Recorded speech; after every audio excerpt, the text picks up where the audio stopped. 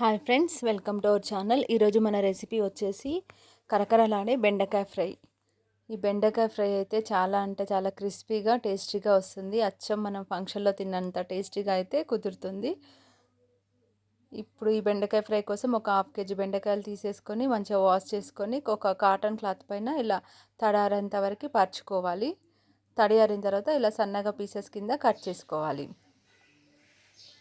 ఇప్పుడు స్టవ్ పైన ప్యాన్ పెట్టేసుకొని డీప్ ఫ్రైకి సరిపడా ఆయిల్ వేసుకొని ఆయిల్ మంచిగా హీట్ ఎక్కిన తర్వాతకి ఈ బెండకాయ పీసెస్ని అనేది ఆయిల్లో వేసేసుకొని బాగా గోల్డెన్ బ్రౌన్ వచ్చే వరకు డీప్ ఫ్రై చేసుకోవాలి.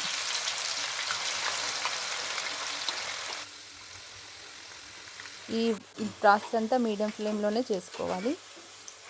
ఇలా గోల్డెన్ బ్రౌన్ వచ్చినాక తీసేసుకొని ఇదే విధంగా మిగిలిన అన్ని పీసెస్ కూడా డీప్ ఫ్రై చేసేసుకొని పక్కన పెట్టేసుకోవాలి.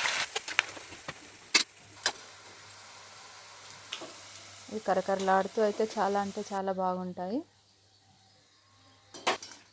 సో ఇలా అన్ని డీప్ ఫ్రై చేసుకున్నాక ఇప్పుడు ఇదే ప్యాన్లో ఒక 2 టేబుల్ స్పూన్ ఆయిల్ వేసేసుకొని వీటికి పోపు చేసుకోవాలి. పోపు కోసమని జీలకర్ర, ఆవాలు, శనగపప్పు, మినపగుళ్ళు, పల్లీలు, ఎండుమిర్చి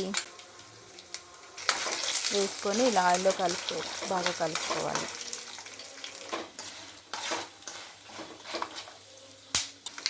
ఇవి కొంచెం బాగా ఫ్రై అయిపోయిన తర్వాత కరివేపాకు, 4-5 వెల్లుల్లి గిద్దలు కచ్చపచ్చగా దంచి వేసుకోవాలి. కొంచెం చిటికెడు పసుపు వేసేసుకొని బాగా ఇవి కలుపుకోవాలి. ఈ కరివేపాకు, ఈ వెల్లుల్లి ఇవి కూడా ఫ్రై అయ్యే వరకు కలుపుకోవాలి.